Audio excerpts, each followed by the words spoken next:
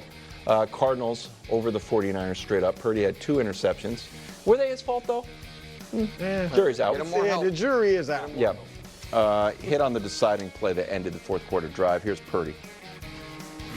We just need to play better, and that starts with myself. Get down in the red zone. We got to execute and score touchdowns.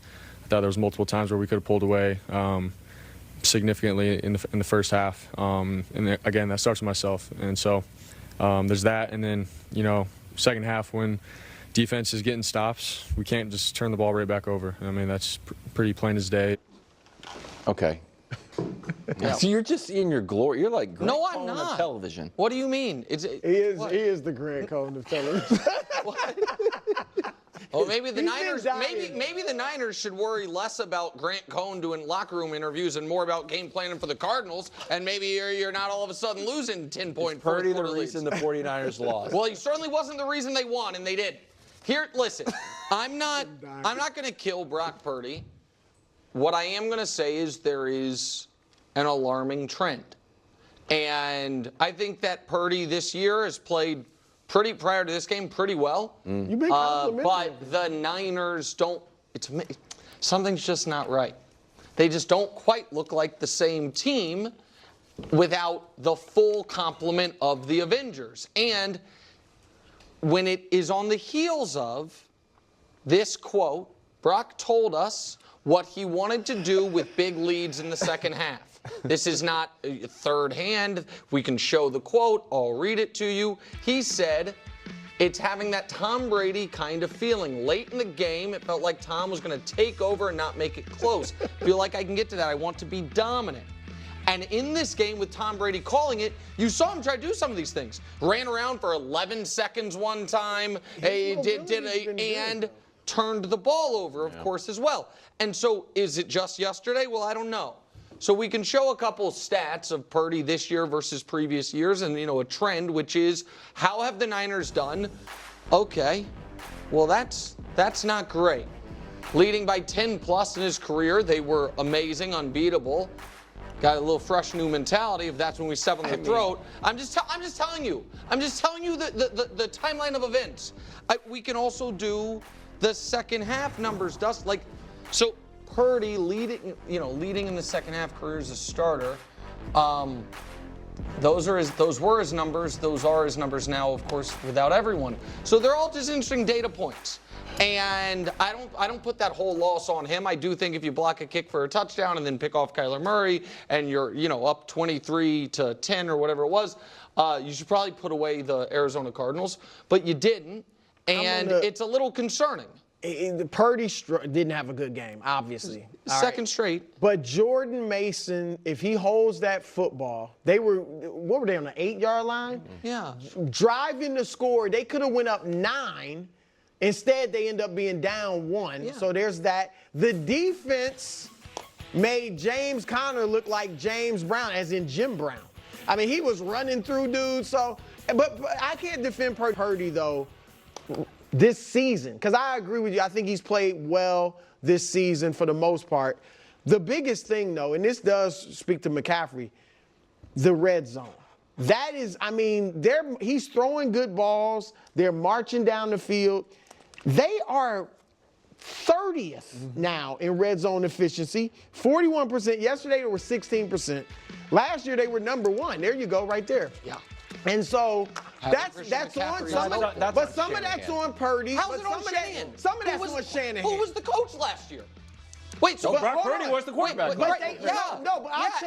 I'll tell you how, Nick. You had McCaffrey and you were able to score in the red zone. Now you don't have him. Some of it's on Purdy. I'm not absolving him. But Kyle Shanahan's got to come up with some stuff.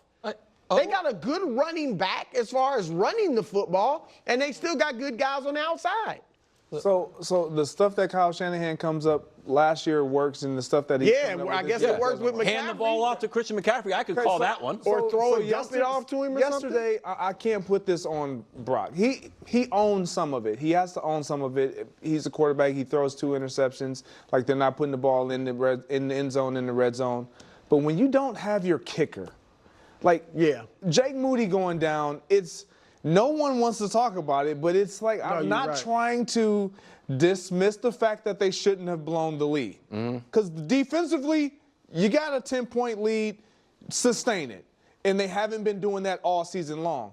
But when you don't have your kicker, stylistically, you now have to play completely different. Right. You're going for it every time you have the ball, and so now you're pressing a little bit more. You're asking your quarterback, who is not Josh Allen, to do things that he ordinarily wouldn't But he do. sometimes be running around like he thinks he's Josh Allen. He got a little move. His mobility's actually been pretty decent. I give him that. He's elusive, but I can't put this completely on Brock Purdy. He owns a lot of it, but not all. All right, so here's the thing.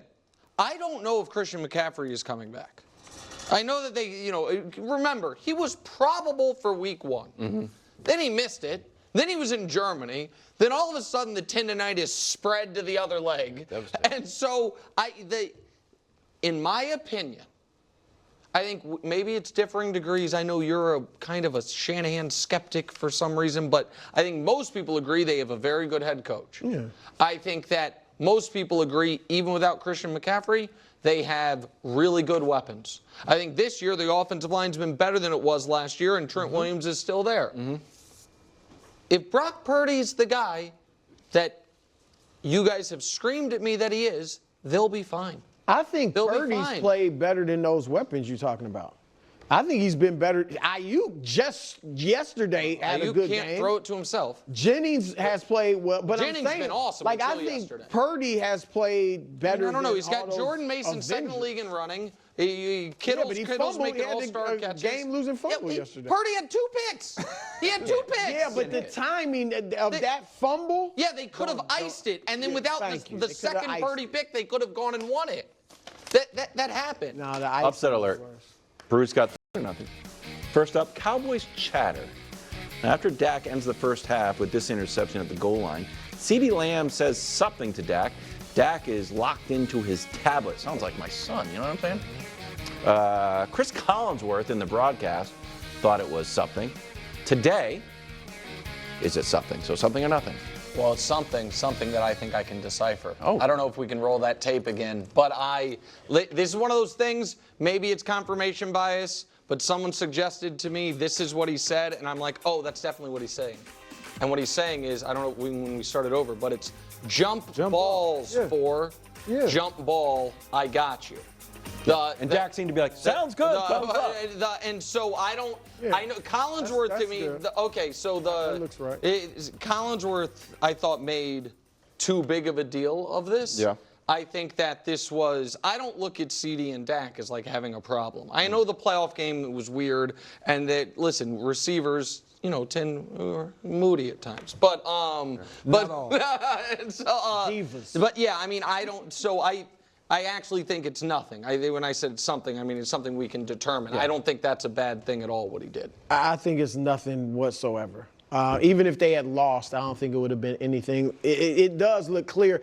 Before you deciphered it or you read, I didn't think it was a big deal, but especially when you look at that. I mean, look at his body language, his face. He doesn't look angry. Like, he's not getting all animated and things like that like we saw with Diggs and Josh Allen last year, we've seen with other receivers or even quarterbacks going off for receivers. He's not embarrassing Dak. I don't see a problem at all. The other side of the internet coin was that he's saying subpar throw. no. And I'm just here to tell you, subpar? I don't think CeeDee Lamb in the middle of a football game is like dropping subpar. He's subpar throw. You're absolutely I right. He's just saying jump ball, meaning throw it where I can at least have a chance to go and make a 50-50 play. But this is, for me, that's nothing. But this connection is definitely something. Based off of what we saw last year and what we were anticipating we'd see this year, they're nowhere close. They are nowhere close. And at some point, it's gonna brew, like it did earlier. When the season gets a little bit more heavy and weighty, and CD feels like I can help us win, I can help us thrive. If they struggle, if games continue to go like this, that entire chemistry that's not been on point is something. So do you think that was I mean, outside of, like, let's say the interaction is nothing, but it seemed like they were on two separate pages. Even if he wanted a jump ball, I just think it was a bad throw. You just thought it was a bad